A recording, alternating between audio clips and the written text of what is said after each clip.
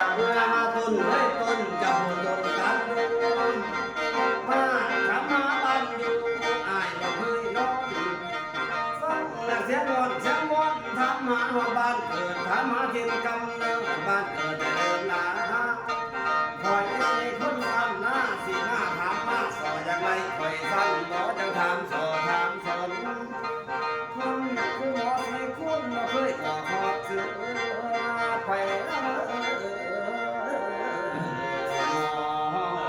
มันเคยดีแต่ตั้งแบบจะสิบไปเลยมันก็ไม่ฟังว่าเลยตั้งไปเลย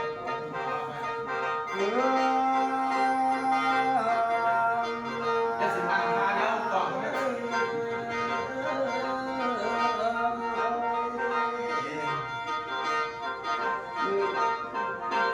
มือนี้จะมาตื้อตักเต้นเต้นสามินเส้นสักหัวใจหักใจไว้คือจะกลายกับบ้านมัน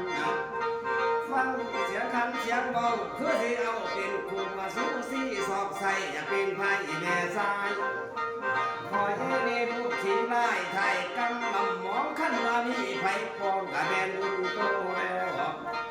ถามมาแล้วน้ำเสือเครือสกุลบ้านบอนถามหาหมดอยากอยู่แพ้กีดิ่งหอคำคอยให้ในเกิดผู้กรรมหน้าสาบางแลนไก่ไผ่ไหลไปหวนเห็นบ่อยากขึ้นเรือบ้านเกิดบนด้านพ่อแล้วสาวแซวที่ใหญ่กำลำกาดำแต่เสือผู้ได้มืออาสามขาวเป็นคนเล่าเด่นไตดันเกใจยังเก่าของกับเมื่อพูนทองแห่งจำปาผักในพระท่านในถูกทองกันสีนั้นกะแม่น้องถูกคองน้ำคำเป็นวอรันเสียงหอมเหมือนฟังคือบาลังสอน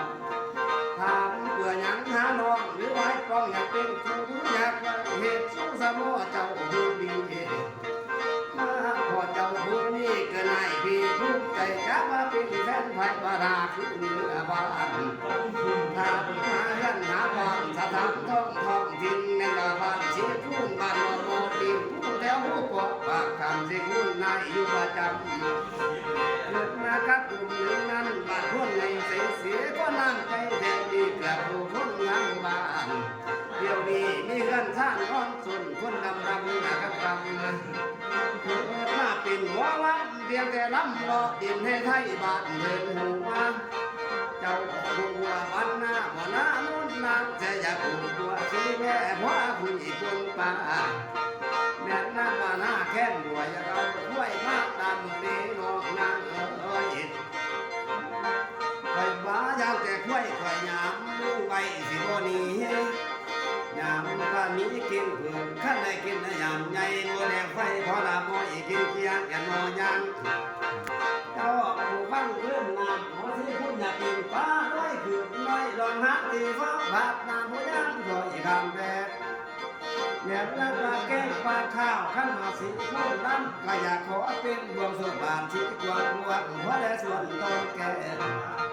พวกนั้นแต่สมศิษย์นาปลาล่าน้อยเมฆที่เป็นเด็กเป็นไอ้ไผ่หัวเท่าทอนาง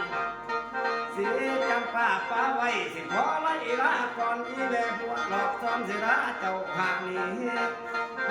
สิละเจ้าข้างนี้มาสมควรพอดีเวลานี้สิโม